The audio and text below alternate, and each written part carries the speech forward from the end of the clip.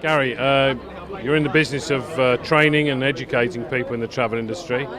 We're in a period of some reflection as far as the economy is concerned, the travel industry is concerned. Often travel training and training is a budgetary item that's taken off. Is that a false economy, you think? Without a doubt, it's a false economy. Yes, Graham. It's a knee-jerk reaction. We've seen a little bit of that in the last few weeks.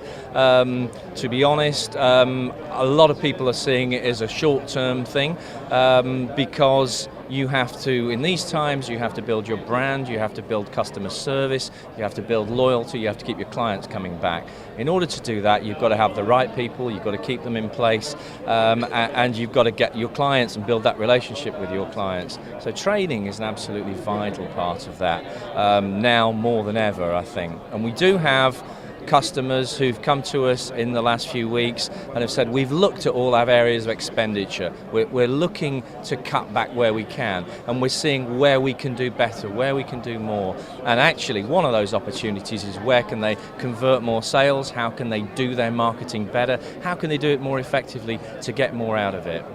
So as far as UK companies are concerned, are there any particular areas of training that are flying off the shelf? I mean, people are concentrating on e-marketing or marketing in general, or e-marketing, certainly. Everybody now has a website of some description, and lots of the smaller businesses are at the end of the market where they're saying, well, what are we going to do with it? You know, how do we get people, how do we drive business to it? So that's a big area, is driving business to the website, what it looks like when they get there, you know, what sort of landing pages, how the whole thing looks and feels. And really, it's a minimum requirement for any travel business, any business, I guess, these days, that you have that. So there's advice to smaller businesses, travel agents, small hotels, that they've got to be on there because that's the first place the consumer's going to look.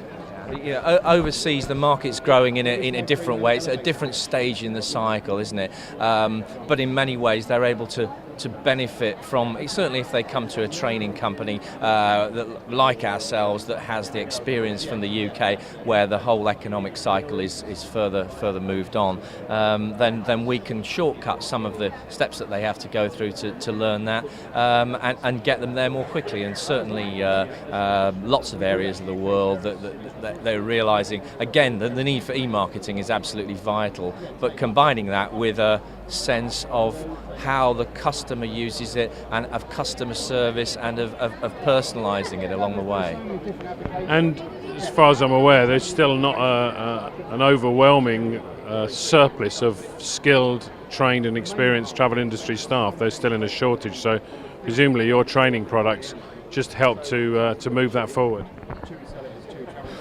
It's fragmented, I think, is the main response, and I know there are lots of initiatives going on. There's the Travel and Tourism Diploma and so on, and there's various ways that the accredited travel professional scheme and so on, that the industry's trying to move this along, standardise it, but it's not there yet, and in the meantime there's a lot of work to be done on that. So yeah, there's demand, there's a need. There's a lot of graduates in the industry because there are a lot of graduates these days. We have a huge proportion of the population that has degrees, and once you're a graduate, sometimes that gets you into a position, but then to move on from that, for further your career, it's advisable to do something else, some kind of professional qualification, for example, the sort of thing that we do, like a marketing diploma, to just move it forward and get you to the next stage.